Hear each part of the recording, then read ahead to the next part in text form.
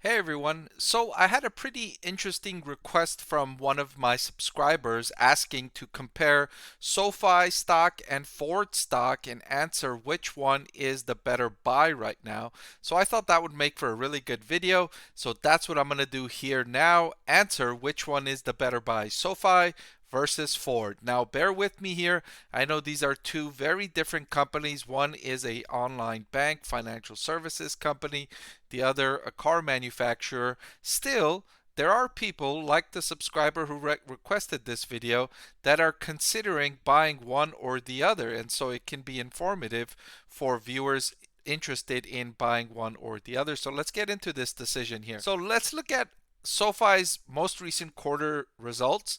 So revenue came in at 472 million, which was a 43% increase. Net loss improved to 34 million, up from 110 million, and the company raised its 2023 revenue guidance to growth of 29%. That was up from a midpoint of 27%.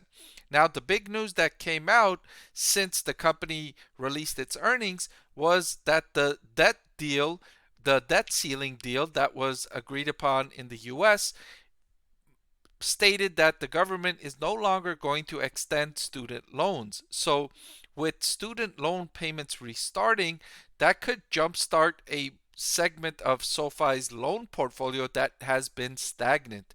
The company has not been making student loans, refinancing student loans at the rate it's used to. So this could be a nice tailwind for SoFi in the third and fourth quarter of this year. Meanwhile, Ford also had a really good quarter. Revenue increased by 20% to 41.5 billion, and earnings per share soared to 63 cents. That was up by 66%. Of course, supply chain shortages has allowed Ford to sell its cars at higher prices because competitors are having difficulty ramping up output, and so they're all focused on producing only the highest priced, most profitable models, and they're not competing as fiercely for sales. They're not offering as many discounts and incentives. So industry wide, it's been a really good environment for the last 6 to 12 quarters for these car manufacturers, and Ford is forecasting 2023 operating income of $10 billion at the midpoint, which is allowing it billions of dollars to invest in its transition to becoming an EV company.